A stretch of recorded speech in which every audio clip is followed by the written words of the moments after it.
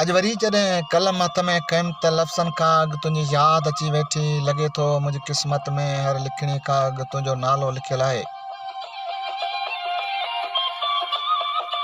मां जॾहिं बि कुझु लिखणु चाहियां थो त कागज़ ते पहिरीं तुंहिंजी मुर्क लहंदी आहे, पोइ मुंहिंजा अहसास लफ़्ज़ बणिजंदा आहिनि। तूं शायदि हाणे मूंखां घणो परे आहीं, पर तुंहिंजी यादि अञा बि मुंहिंजे दिलि जे भितियुनि सां टकराइजे थी। राति जी ख़ामोशी में जॾहिं सभु सुम्ही पवंदा आहिनि, तॾहिं तुंहिंजूं ॻाल्हियूं मुंहिंजे ज़हन में जाॻंदियूं आहिनि। ऐं मां अकेलो वेही पुराणियूं यादूं पढ़ंदो रहंदो आहियां, ॼण को अधूरो दास्तान ॿीहर ज़िंदह थी पियो हुजे।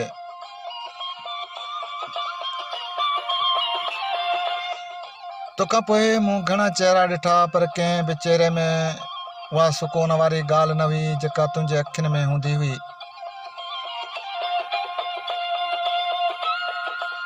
हाणे त हालत अहिड़ी थी वई आहे जो ख़ुशबू बि ईंदी आहे त लॻंदो आहे तुंहिंजे चादर वेझो मां गुज़री हुजे।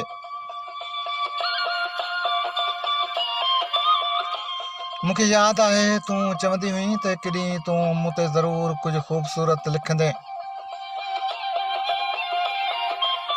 शायदि तूं न ॼाणी, मां त अॼु बि सिर्फ़ु तो ते ई लिखां थो। फ़र्क़ु रुॻो एतिरो आहे, अॻु तुंहिंजी मौजूदगी लफ़्ज़नि में ख़ुशी भरींदी हुई।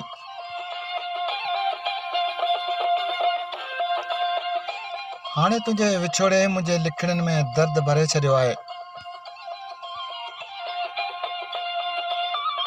कॾहिं कॾहिं दिलि चाहे थी त सभु कुझु विसारे छॾियां, पर तुंहिंजी यादि बि अजीब आहे। हा, पर तुंहिंजी यादि बि अजीब आहे। जेतिरो विसारण जी कोशिशि कंदो आहियां, ओतिरो ई अंदर में वधीक पखिड़िजी वेंदी आहे।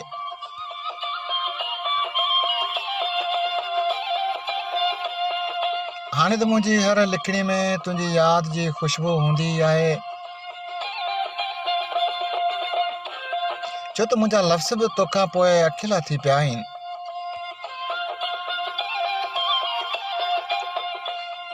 जेकॾहिं कॾहिं मुंहिंजूं लिखणियूं तुंहिंजा नज़र मां गुज़रनि,